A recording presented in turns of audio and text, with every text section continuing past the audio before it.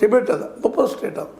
ಹಂಗೆ ಮಾಡ್ಕೊಂಡಂಗೆ ಇಲ್ಲೇ ನಮ್ಮ ಬೆಳಗಾವಿ ಜಿಲ್ಲೆಯ ವಿಶೇಷವಾಗಿ ಯಮಕನಮರಡಿ ಇದು ಬಫರ್ ಸ್ಟೇಟ್ ಇದೆ. ಜಾರಕಿಹೊಳಿ ಅವರು ಹುಕ್ಕೇರಿಗೆ ಎಂಟ್ರಿ ಆಗಬೇಕಾಗಿತ್ತಪ್ಪ ಅಂದ್ರೆ ಯಮಕನಮರಡಿ ದಾಟಿ ಹೋಗ್ಬೇಕು ಅನ್ನುವಂಥದ್ದು ಒಂದು ಸಾಮಾನ್ಯ ನಂಬಿಕೆ.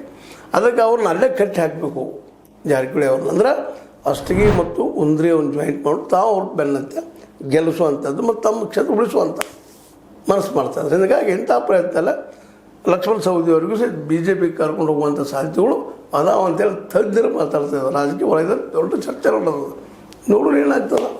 ಒಂದು ಕಡೆಗೆ ಸತೀಶ್ ಅವರು ಅಧ್ಯಕ್ಷರಿಗೆ ಪ್ರಯತ್ನ ಮಾಡ್ತಾಯಿದ್ದಾರೆ.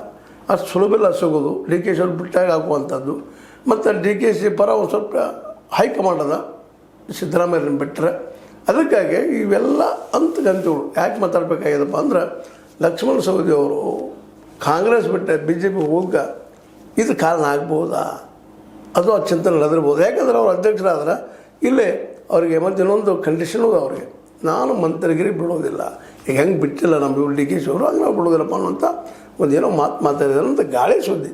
ಸತ್ಯ ಸುಳ್ಳು ಗೊತ್ತಿಲ್ಲ. ಯಾಕಂದ್ರೆ ನಾವು ಊಹೆ ಮಾಡ್ತಾ ಇರ್ತೀವಿ. ಕೆಲವು ನಮ್ಮ ಡೆಸ್ಕಲ್ಲಿ